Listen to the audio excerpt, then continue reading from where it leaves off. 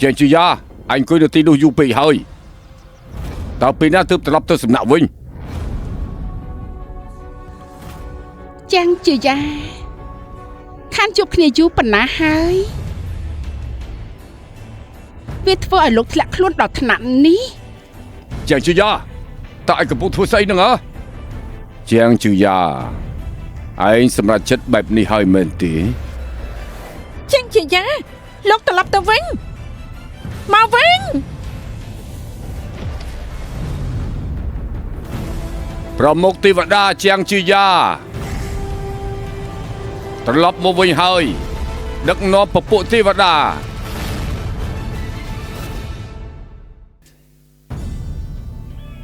រាជវង្សាង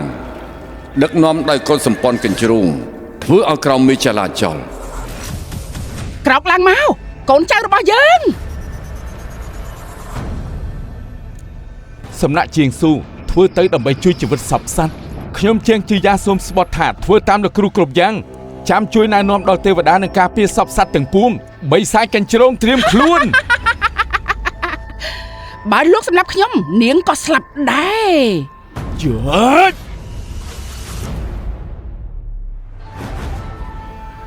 ជាងជាយ៉ាឯហ៊ានប្រឆាំងនឹងបំណងរបស់ឋានសួគ៌ត្រូវតែត្រឡប់ទៅសមុទ្រខាងត្បូងវិញភ្លាមកាសំណល់ឯងដោះលែងត្រីបានហេតុអីបានជាមិនព្រមដោះលែងខ្លួនឯងយើងបញ្ជាឯងសម្រាប់បិសាចកញ្ជ្រោងកន្ទុយ9ដោយមិនគិតថាល្អឬអាក្រក់